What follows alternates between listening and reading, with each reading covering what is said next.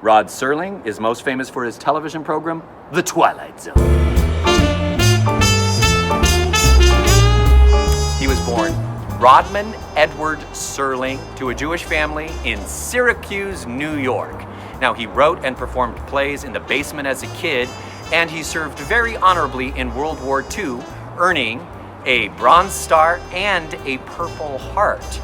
So in 1946, when he returned home from the war, he got a job at a very small radio station as an actor, and in a few years, he was running the joint. Rod Serling was a consummate writer, very tenacious. He wrote script after script after script and sold them to radio show after radio show. If one station didn't buy it, then he shopped it to another.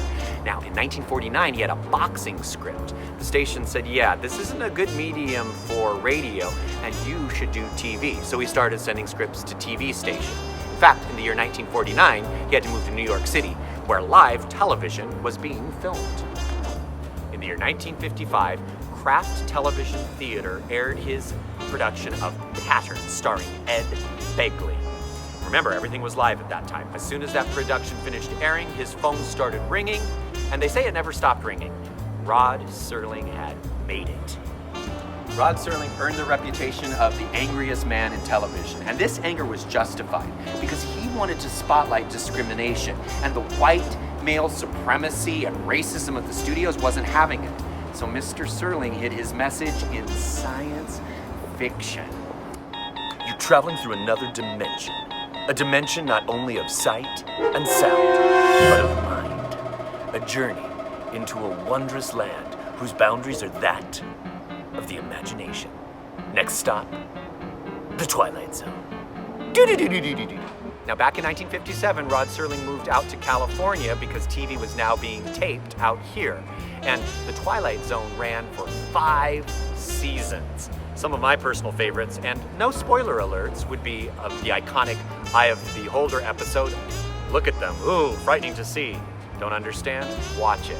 Of course, the William Shatner episode on the airplane, that one's fantastic. Agnes Moorehead. This whole episode had absolutely no dialogue, and it's riveting. And my favorite also was the Burgess Meredith episode. Burgess Meredith, you know Burgess Meredith, the Penguin in the Batman series. He was in Rocky, Oscar-winning movie. Here he is with Sylvester Stallone. Fun fact, Burgess Meredith was the narrator of the 1983 film, The Twilight Zone. In 1969, he started his second television show, The Night Gallery. This was distinctively more creepy. But again, he had problems with producers when they wanted to put funny bits in between the segments. Frustrated, he just was the announcer and got paid quite handsomely.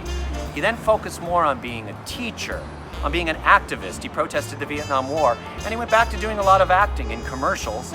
And here he is in the 1972 series Ironside as a creepy antique store owner. And yeah, that little blonde girl, that would be a very young Miss Jodie Foster. Rod Serling was a 3 to 4 pack a day smoker, and unfortunately we lost him in the year 1975.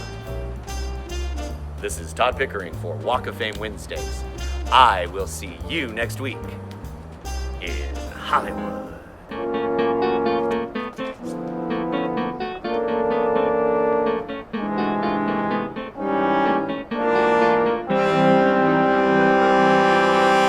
Next week in Hollywood. Maybe Hollywood. I'll do that again.